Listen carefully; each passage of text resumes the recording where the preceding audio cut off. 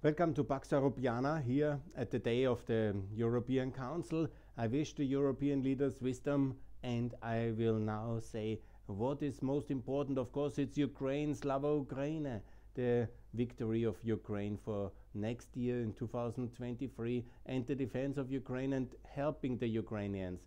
I think that should be the number one focus of the Council and of all Europeans, that we ensure that the Ukrainians have defense, first of all, external security, and that they can repel the Russian invaders, and they can also live safely and warmly with heating energy. And it's a terrible thing which Russia is doing. They know exactly where the trigger buttons are. They try to destroy Ukraine's energy supply, because as a kind of revenge, basically, that they cannot win the war. That will be the topic of my video here, because I will do it step by step in different points. But I want to make it clear, I have made now this flag collage, basically, what needs to be done. We have, of course, European Union and NATO unity. It's important to have joint declarations. The EU has not issued one with NATO together now. It's still waiting for the third joint declaration. Turkey is blocking that, I heard. But you know, we have to be bold. We have to be bold. It is necessary that the EU is joining NATO. We have to regulate the relation with Turkey. It's an important ally of us and an important economic partner, but we cannot allow them to blackmail. Of course, Cyprus must be in NATO and must be united as a federal unit, as similar like Germany. There's no doubt. And there will be no Northern Republic or something like this. Yeah? Let's be very, very clear to Erdogan. And he can have his F-45, but if he buys these Russian rocket launchers or whatever they are, it will not work. Yeah? They can be like, he will end like Tito. Tell him very clearly, if he's not with us, he is on the other side, and that's very clarity must be mentioned here in our relation with Turkey. And we have all the leverages. Anyhow, I'm actually pro-Turkish, so I don't want to go in a big diatribe against Erdogan. I want to have a strong alliance with Turkey against Russia, and that's hopefully also the message which we can convey, and also to ratify the Swedish and Finnish relation, and then the EU to join NATO. And there will be, you know, the US and the EU and Turkey. It will be very clear, and of course most of the European countries member of NATO directly, but also as EU members. Good, I think it was very clear. Bosnia is now getting EU candidate status. Kosovo has applied. Now I call for Bosnia to recognize Kosovo, for Ukraine to recognize Kosovo. I was very happy today to learn that first time there was a Western Balkan delegation of several member states, including Albania, I saw, and Serbia, to go to, and Macedonia, I think, to go to Georgia and also to learn from the EU accession negotiation. That's very good. As I say all the time, Ukraine, Georgia, join CEFTA and the Regional Cooperation Council. This has still not happened. That's very bad. And everybody, please recognize Kosovo. You will be in the EU of 37 countries together. I'm not sure if, of course, if the UK will return, but I will work for it. And I think it's in everybody's interest. We have seen how super effective actor the UK is in case of Ukraine, and helping Ukraine. It was very, very important. And this is a very important country, everybody knows. Yeah. So ultimately the return of the UK is very good for EU 37. But it will be together with Kosovo, with Ukraine, with Bosnia. This will be, and with Georgia and with Moldova.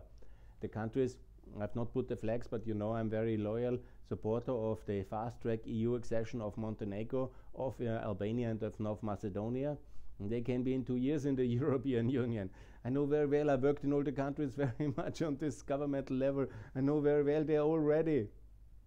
It's just a political thing of the French, who block us in America, in ASEAN, in Africa, in Mercosur, in our relation with Russia, and also in our relation with the NATO Balkans. Yeah? The French are stuck in some kind of world view. I don't know what is happening with Macron. He wants to dominate the European defense industry, sell us his shabby airplanes and his shitty submarines, not even the Australians want. He wants to block us in Indonesia for palm oil, for Mercosur, with the Amazonas. I mean, he wants to mess up our relation with America. He's absolutely, I mean, you wonder. But he has done now a good thing about Ukraine.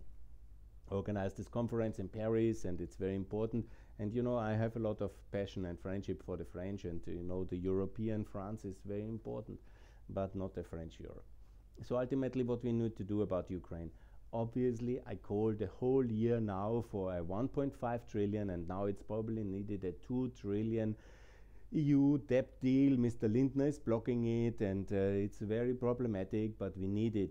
We need a common European debt approach for statehood, for the shock absorption in the electricity and energy system, for the rearmament of Europe, for our joint defense, for the victory of Ukraine, for the integration of all these 9 new countries, which are all rather poor and underdeveloped. They all need a lot of money to build.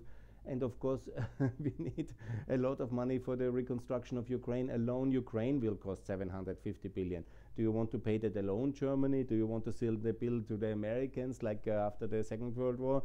No, it must be the European taxpayers and the American taxpayers and the Japanese, you know, and others as well. The whole world, of course, will share the pain and the cost. And the Russians, of course, must also be taken into account, and they must be confiscated, all Russian assets we have access to. Simple as that. From private individual, from state, from criminal actors, whatever we have, they have destroyed all these things. They have also to contribute to pay, and we confiscate whatever they have in private and public assets in the European or in American jurisdiction or any jurisdiction we have access. Everybody who has to pay all these costs, 750 billion, certainly we have to be compensated. And there will be a legal way to do it. But Ukraine must also be ambitious in its European agenda, not just regulatory, that Ukraine has done a lot, and in its digital agenda and its transformation agenda. It's all lies and total fake news that the Ukraine is the most corrupt news, which the left and the extreme right in Austria is promoting. Is absolutely not true. The thing is, that was until 2014, yeah? And then was the reforms, and of course it takes some time, and of course there is entrenched corruption in the judiciary and in some of the administration, but it's, you know, we have a lot of corruption in Austria as well on the highest places, as we know now. And so let's not get too hyper-moral. And we have even corruption in the European Parliament, as we know now. Yeah? And that's, you know, that's all very much condemning worthy, obviously, it's illegal. But, you know, the Ukrainians, it happened as well there. So let's not somehow say the Ukrainians are corrupt. I don't say that all Greeks, no. In Austria, you know, we anyhow think that the Greek socialists are very corrupt and the Italian socialists are very corrupt. So it's, you know, you easily fall into these prejudices and you think all Italians are corrupt, all Greeks are corrupt, all Ukrainians are corrupt, all Kosovo people are corrupt, and so on. But this is not the way we can work in Europe. Yeah? It's because Sebastian Kurz has stolen and has taken these things and has behaved like this. It's not that every Austrian politician is like this, but actually some seemingly beyond repair, because they have blocked now the Schengen veto. But I talked a lot about that one. Please, I hope it will be broken today and tomorrow. I hope that Karl Nehammer has a hell of a council now, and I hope I contributed to it. And despite him, I feel emotionally in some aspects close to him. We are from several close circles. But I have no understanding for him to be a racist Romanian and to be successful on the cost of the Romanians. It's absolutely unacceptable for Alois Mock and for Erhard Busek. I mentioned their names. And yes, because they are the heroes of European Austria, and they would be utterly flabbergasted to learn what kind of misbehavior is happening here. But here, let's talk again, you know, how we have to win. And winning is, of course, the big debt package, because victory needs a lot of money. The defense needs a lot of money. It's unbelievable amounts of money which we need, and that is absolutely justified for victory. But we need also the institutional efforts. We have come quite a long way now. We have made Ukraine, Moldova, now Bosnia, EU candidate. That was historic breakthroughs. We should have done that a decade ago, or after 2015. It was all necessary, but we were losing a decade. Merkel was not ready for action. I'm almost healthy again, by the way. And good news. So what we need to do is everybody now the euro, Ukraine the euro, and of course Bosnia the euro, Albania the euro, and we need to make that very fast. We need to open our labor market. We need to do economic integration of all these countries very fast, integrating them in the internal market. Gerald Knaus is there. It's absolutely correct, yeah. But it means also opening the labor market. I add this component to it, and of course the currency integration. And by the way, Austria has helped Kosovo and Montenegro in 2002 to join the euro. There was a lot of noise in Germany, but it was done, and it was absolutely the good policy. So the euro for everybody, also Romania. And I see this argument. Some people say, oh, but we have high inflation. Yeah, everybody has. Yeah, so it's much better to have high inflation together and to somehow manage this crisis together in one currency, because otherwise we will have then a big currency shock again, devaluation, as we see in the case of Turkey. That's very much our generosity that we leave a completely developed Turkey with so much developed lira in our customs union, because they go down, down, down because of their crazy economics, and of course because of the effects of the war and all these other effects, and Erdogan, whatever he wants, and then we leave them in the customs union. Of course it's a big effect negatively to the other European countries in terms of economic competitiveness, and we still do it because we support them. They could actually then recognize these efforts and then ratify the two treaties with Sweden and Finland, and also allow this joint declaration and be a little bit helpful in the case of Cyprus, and so on and so on. And there's 100 things they could do better in Turkey actually on the list, but nevertheless it's a very complicated ally. And so the euro, the labor market, yeah, and of course all the common energy. We should have a common energy market, and we are now getting there. Now actually the Germans are reporting they will have in 2 years overcapacity, and they could in 1 year, the Germans have built so much LNG terminals and they are going to build more of them, that the sixth one, which they have budgeted now and funded, they will not do because it is already overcapacity previsible 2024. So it was always possible to do it differently, not with Russia. There was no need for Nord Stream 1 and Nord Stream 2. The Poles were always right, the Estonians were always right. It was a big historic mistake. Blame it to the SPD, because the one political force negative is, of course, the French. The other one we can blame a lot of mistakes of the last 15 years is the SPD of Germany. And they have pivoted away from their classical, traditional and pro-Americanism towards pro-Putinism.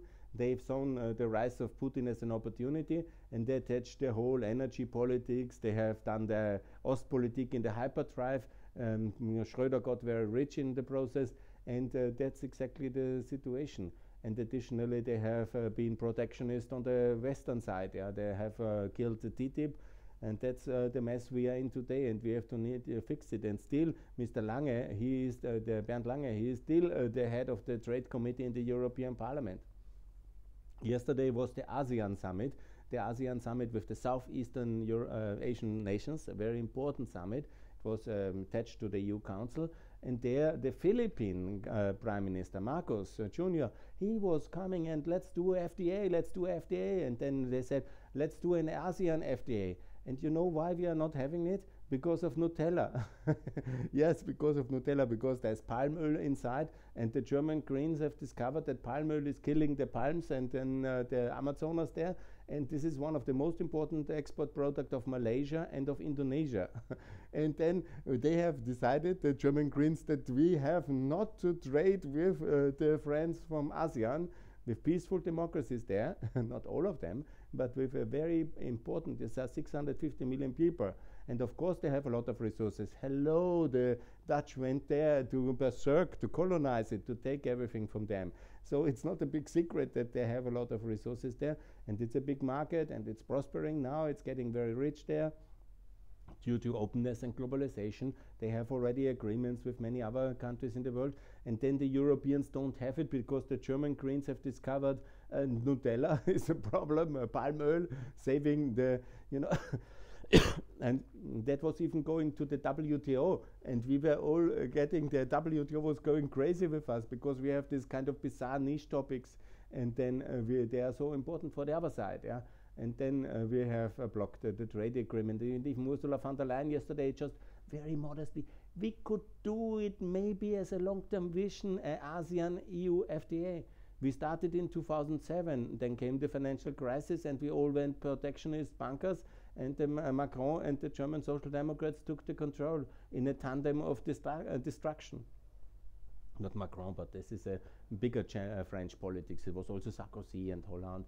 In France, the protectionism, pro-Russianism, appeasement of Russia, and all this kind of anti-Americanism is deep-rooted in all parties, and that's the big problem of Europe.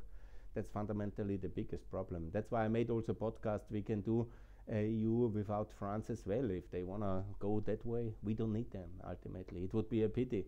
But as we have seen with the UK, it's the UK hurt it more than the EU. By not, of course, I want all of them to be inside. I'm a pro-European, but we can do without the French just fine. They will not detach themselves so much as the British, and still the British are now thinking what exactly to do in a trade relation, because you know, it's simply 450 million, and with our trading system, we have basically a good trade relation with half the world now. And we will get also ASEAN, we will get also to India, we will also have a free trade agreement with America, with Mercosur, and even that is now in the pipeline. The German government is now pro-Mercosur. It's really historic. What kind of changes has happened in 2022. It's very tragic only that it needed this terrible war that the German Greens think we have something like nutrition and agricultural security consideration, and maybe it's good to stabilize the global agricultural markets with a free trade agreement and not this kind of protectionist green imposition of Nutella issues on the world. But they have learned. Respect for them. Because I'm not vindicative, you know, if somebody really learns and then is ready for openness, because my agenda is openness to the free world and boycott of the terrorist states. Yeah? Because why should you buy things from somebody who kills you? You kill me, because this was the whole thing about the energy business with Russia in the last decade was always, we have the tanks, we have the gas, you buy our gas or we kill you. That is basically the blackmail of Russia since 2008, 14, 15. That's also the nature of the Minsk II agreement, because Putin could have taken much more of Ukraine in February 2015. But he didn't do, because he basically offered to have a second pipeline, and the Germans agreed. And who really initiated the debate? Schröder, Merkel, Putin, I don't know that. Yeah? But ultimately, that was the nature of the blackmail. Much more gas for the Europeans, billions and billions of transfers towards Russia, and then no kind of armistice. Yeah? He didn't keep his part of the bargain. And the Germans kept it up to the last moment. Nord Stream 2 was ready, so it's not that the Germans have broken the bargain. No. Anyhow, that might be how it is. You know, I don't know for sure, of course, all these things. I know just what I want to say here about Ukraine. We have to make sure that Ukraine joins NATO, because that is, of course, most important. And as you have seen now, I've published now in text in the Kosovo media, and I hope that I will also have other media outlets to cover, because I want now a so-called, and I have it here basically, that's what I call the Vilnius 4. That will be my central political project, together with the European Union joining NATO, that I will roll out until 2024. But here are the 4 countries, Austria, Bosnia, Kosovo and Ukraine, who should join in 2023 NATO at the Vilnius summit. That's very important. Austria still is a problem, because here the Schüssel Putin axis works, and he is controlling Nehammer and Schallenberg, so they have not committed for NATO, but they will.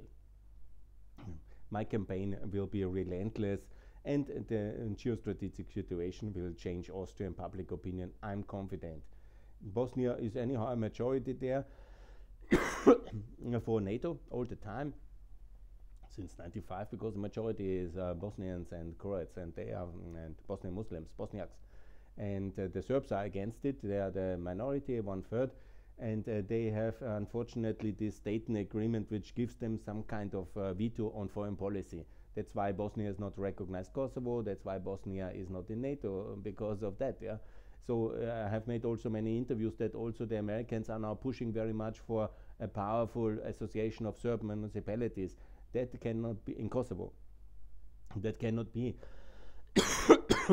Sorry. Because also in Ukraine, that is always the idea, federalism, where the where the federal subjects, you know, the minority that should be protected, cannot have a veto on foreign policy integration. That was the idea of some in Minsk, and Minsk too, but you cannot give Donbass the dominating power of the foreign policy integration of a veto over Ukraine in NATO. I mean, that's totally ridiculous. And the same cannot happen in Kosovo. You cannot give it such a powerful status. And also, I say no to anything which has an ethnic denomination. Austria was in 1918, by the way, incorporated in the first constitution as German Austria. The idea was, you know, that the Czechs have their own country, the Germans have their own country, that is Austria. But also it was at that time even not true, because Vienna was, of course, a multi-ethnic city already all the time, from an empire, from ever, since the Turkish repelling of the Turkish invasion or whatever. Then since the city grew, obviously everybody from the empire came to Vienna, and it is a multi-ethnic city back then and today.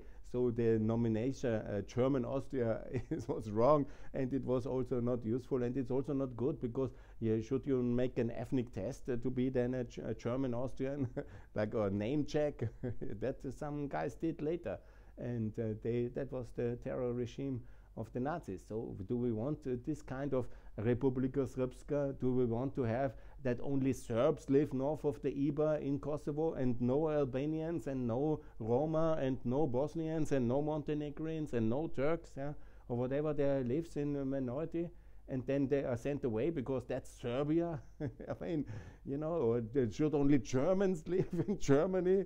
Hello, there's 500,000 people from Serbia living in Germany or something like that. Should we send them away? Obviously not, yeah. So please, we should not use ethnic denominations for countries in the future, and also not for regional entities, and also not for associations, yeah.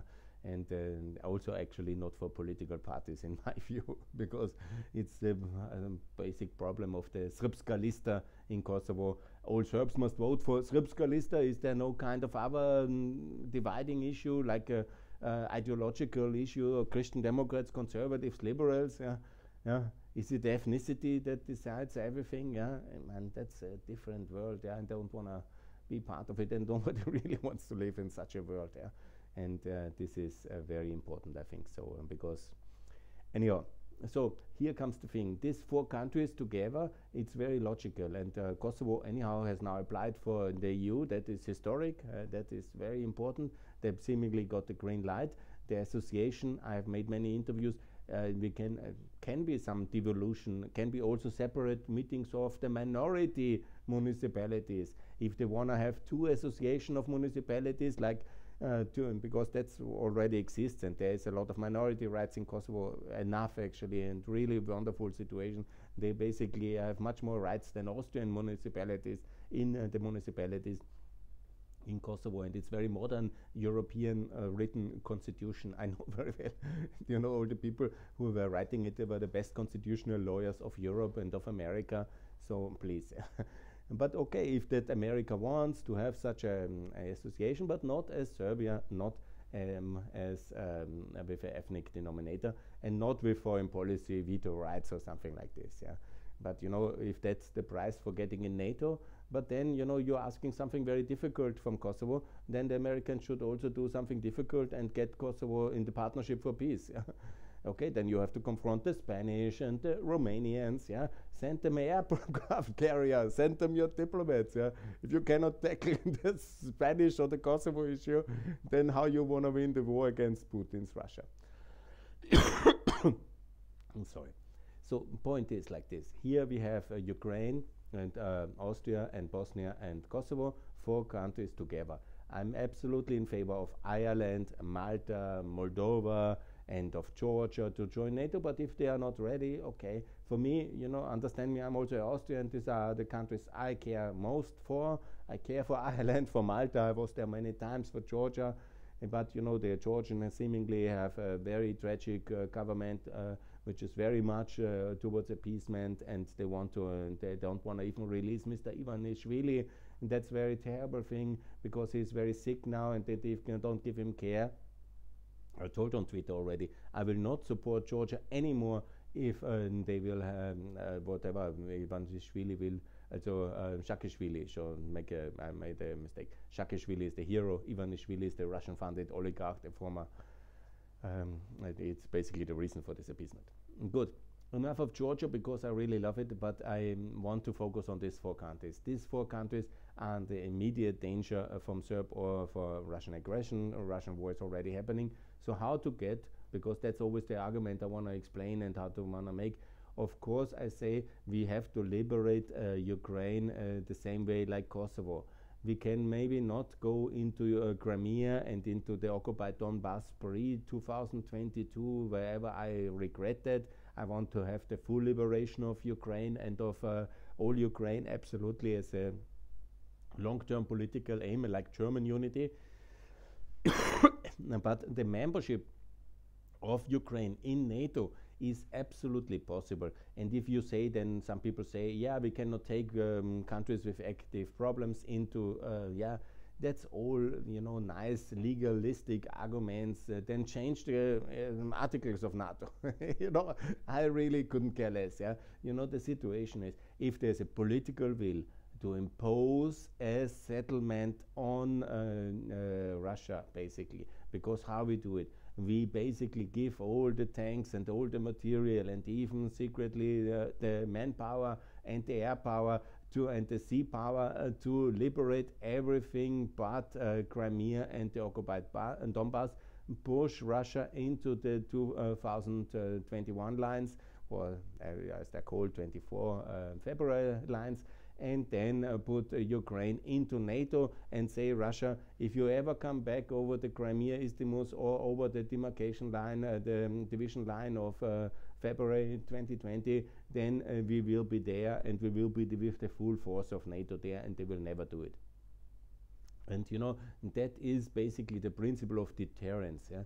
I argued for that one already before the war, and I was since 2016-17 when I came to Ukraine. I tried to understand what's going on, and I said all the time, we have to defend Ukraine as it is. Yeah?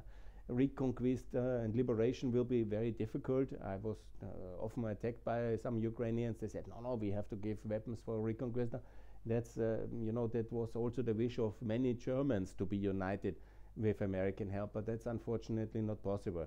And so we can do that. And these 4 countries, and that's why it's so important that Austria joins as well, because then there's no neutral kind of bullshit role model. So all these 4 countries together in NATO, and okay, if the Moldovans give up their neutrality, which they should, and the Irish give up their neutrality, which they should, and the Maltese, they are also welcome, yeah. And the EU directly should join. But that's, for me, if I'm, you know, that's the most logical way to do these things. And that's, for me, the only logical way to do these things. And then we have not a real peace, because we will not have peace with Russia again. You know, that's also a very big misunderstanding. You know, let's have peace with Russia. We have no peace with Russia since Putin is in power. He started in 2008 militarily. He destroyed Syria. He destroyed Libya. You know, he is waging war at all fronts, economically, cyber, and financially against us since 2008. Yeah. And he was not very friendly before. So let's not forget, we are in a long-lasting conflict with Russia already, yeah, since I would say it's centuries. Yeah, so there will be no peace. And it's also, allow me to say, theoretically, yeah, let's go to the theoretical fear.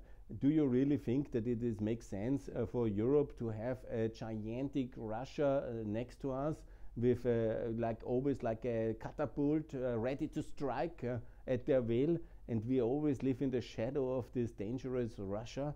And that's no, the long-term peace is impossible. If one side has a catapult against you, always under tension, and they are just waiting to release it at any moment, if you're not buying or not doing, or if you provoke or whatever, distract.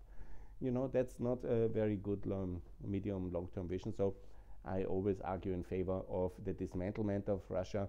We have to not repeat our mistakes of 1907 and 18, and of then of course after the end of the Soviet Union, and then now when the moment of Chechenian independence came in 94, we need to recognize all these countries, and they are about, I have calculated, I personally think 34 is the best, but I've seen now, I've analyzed the map of the three Russian nations. You know, there will be probably one around Moscow, one Russia, yeah, basically. That's nothing bad, you know, there will be, that's basically the core of the settlement area where the Russians are living. There is not a lot of minorities around that, and that will be Voronezh, Pskov, and Smolensk, this old Russia, if you want to call it, the core of, I don't know how many of Nizhny Novgorod will be our own country, or Petersburg will be our own country, but I'm confident that in the Caucasus there will be 6 new states, in the south of Russia there will be 4 new states, and maybe 5, and there will be 10 new states in what is called Asian Russia, and along the Volga and in the north of Russia there will be also quite a lot of new states. Yeah, they are independent. They are called republics, many of them already. And I will explain this later in 2023 a lot, and that will be my basically campaign, because we have no strategic interest in recognition of Russia. Actually, we should de-recognize it, because it will be always like a catapult. Even when there will be a peaceful guy, they will still think they dominate European continent, yeah? And that will be always a big problem. So we must work for the dismantlement and for the freedom of the Russian people from this tyranny. Good. Yeah, the way I have outlined it is very clear, and the structure is very clear. I hope I'm consistent. You know, I didn't talk so much about the UN, that I will also cover in the future, because also the UN must be reformed. The Russian seat must be given to the Indians, absolutely, and the French seat to the European Union, absolutely. That will be 5. And then we have different structural reform as well, because I'm in favor of, actually, I have reduced that. I will also, because the war has also changed some of my concept, I'm no longer in favor of 10 permanent seats, but it will be then 8 permanent seats with veto power. That will be involving also the African Union later, and also the Union of the American States, and also ASEAN, so that will be 3 additional seats, and ASEAN should enlarge, of course, to include Japan and Australia and all the Southeast Asian countries, and then also that will be a bigger effort. And the UK also, there's no reason for the UK to have a UN security seat, and there will be one. I will work on that a bit longer, because that will keep me very busy in 2023, because I will propose something similar like the Southeast Asian Association of States. It's called the Northwest Asian Association of States, which will include the Arab countries, the Central Asian countries, and the Asian Russian states, which will emerge. And this new global association, regional association, similar like ASEAN basically, but it will be covering then the Asian continent will be covered by ASEAN and by India and by China, 3, and then the 4th big regional integration system will be the association of Western Asian states, including Pakistan and the successor states of Russia in Asia, and of course Central Asia, and of course, you know, Iran will be a suspended member, because they are terror states, but gradually they might also, after the breakup of Iran, which I'm very much in favor of as well, then the new states can immediately integrate into the association of Northwestern Asian states, and also all the Gulf states and the Middle East, as it's called traditionally. And Turkey might be in that group important, because politically integration I don't see for Turkey in the European context. But let's see, that is then open questions which will keep us very busy in the future. But that's my new adopted version of the concept of not 10 global members in the UN, but 8. But immediately I'm calling for the Russian seat to be transferred, the veto power seat, to India, because India has 10 times the population. It's a market democracy. It's a serious state. It's not so allied with us at the moment, but they should get the seat from Russia. And of course, the French seat must absolutely fast transferred to the European Union. The French have not really proven to speak for anybody in Europe but them, and that's also not for everybody there, I guess. And so that's also very important on the UN. Also, let me also mention the OECD. They have done now, after a decade of freeze, they have really started again with enlargement. But that must be our tool to break the BRICS world, get India in the OECD,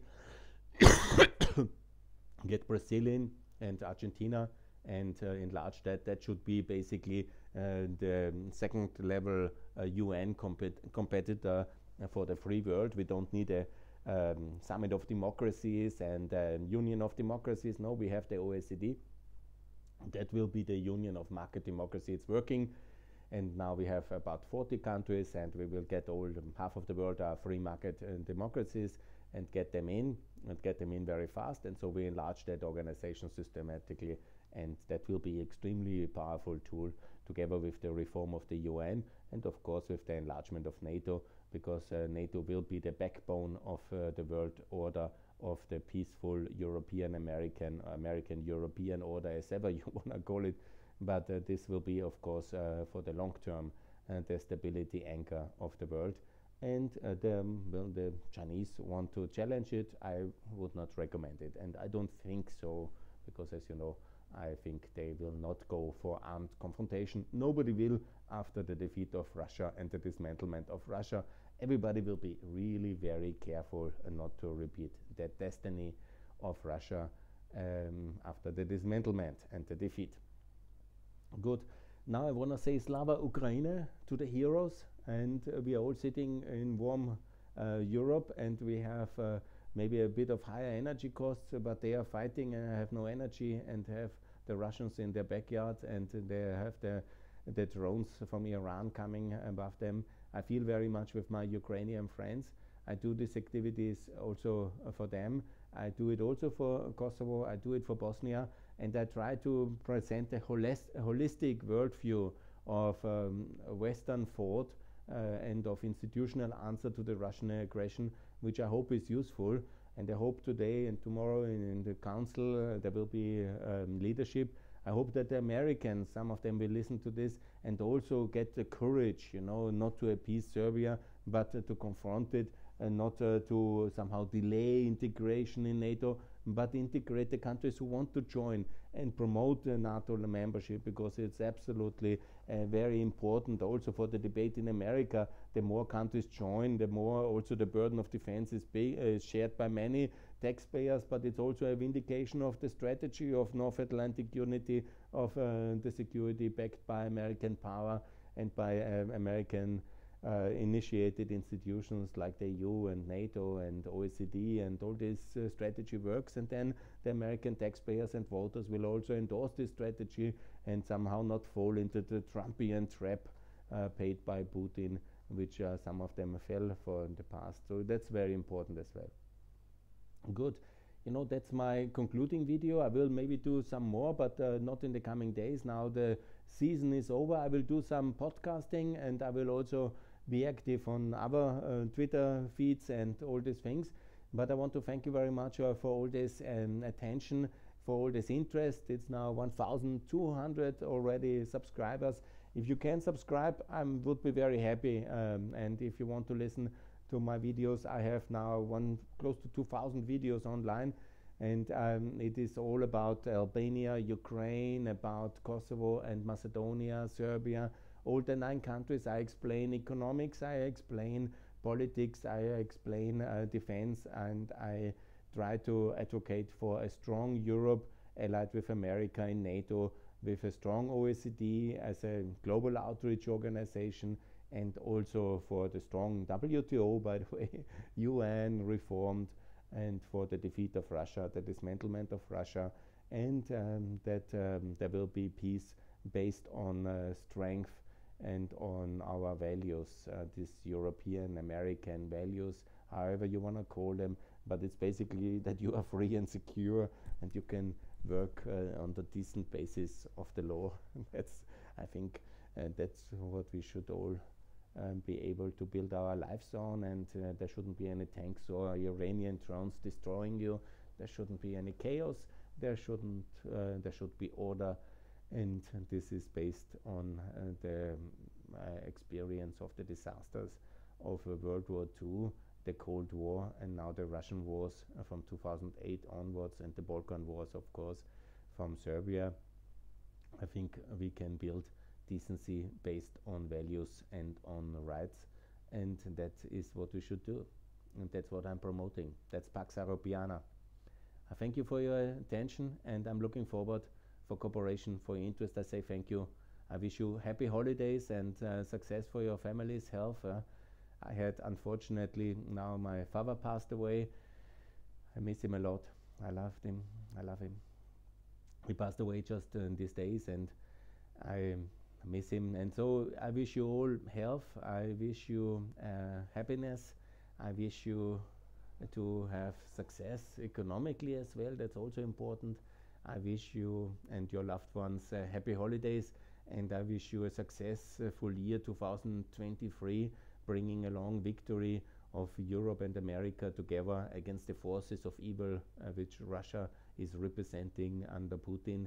And I hope for the Russians as well to have the power to kick out Putin out of power. Maybe it will take 1 more year, but I'm confident 2024 will see the fall of Putin and the fall of the Russian Empire of Putin. And there will be also difficult challenges attached to that, but we have the institutional framework to manage that, and we will make it even stronger, this institutional framework, and we will also be able to absorb the shock of the breakup of the Russian Federation, and we will welcome all these new nations into the free world, and that will be also the road ahead for the coming, for the second part of the 2020s. And we will build a much richer and a much better world. We have already so great progress since 1990, since the evil empire of the Soviet Union broke. And from 22 trillions, we have now reached, I think, I didn't look now, 90 trillions GDP, and we will add many, many more trillions in the coming years. And that will be a very prosperous and a very good world where technology will provide us a lot of new opportunities in transport and in IT, in health, in education, and in all empowering, like, for example, this podcast. Thanks a lot. I want to say thank you now, and all the best for 2023, and let's be in touch. Thanks a lot for your feedback. Bye.